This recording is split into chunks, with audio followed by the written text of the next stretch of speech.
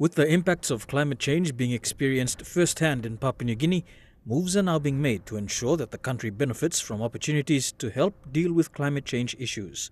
The Office of Climate Change and Development Authority, CCDA, is PNG's National Designated Authority, or NDA, in dealing with climate change issues.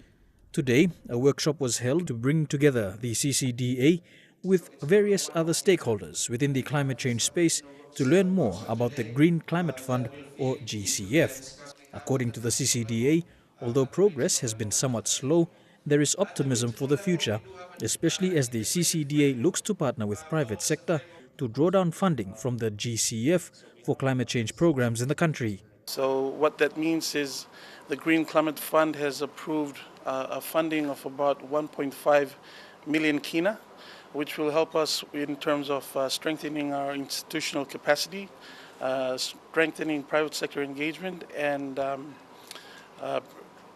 stakeholder engagement. The moves taken by CCDA to partner with the private sector is seen as the way to go, especially given that the private sector has traditionally been innovative in their approach in dealing with climate change. According to Lee Baker from the Climate Ready project, their objective is to support government agencies through various partnerships, something which they say PNG should look towards. The objective of the Climate Ready project is to support governments and private sector access climate financing. And there's two ways to do that. One is through the direct access that Roel mentioned, that PNG is currently pursuing through CCDA as the National Designated Authority.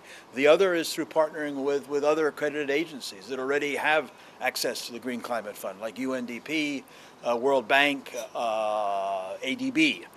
I know that PNG is working with UNDP on putting together an early warning system project for GCF. So I think PNG will catch up quickly, and certainly with CCDA we'll be getting accreditation in the not too distant future. The workshop today brought together representatives from various Pacific Island countries to discuss about the Green Climate Fund. And with the backing of USAID, the initial results look promising, with USAID keen to continue its role in facilitating climate change initiatives for the Pacific and more so for Papua New Guinea. We believe strongly in local empowerment, and we believe in local partnerships and accountability. And here we're adding something else which I think is important, and that is the partnership of the private sector. We cannot do it alone. And so when we work on these issues, we have local and strong partnership, we have the private sector, and we as facilitators of this process, of course, are happy to engage with all of you to leverage resources.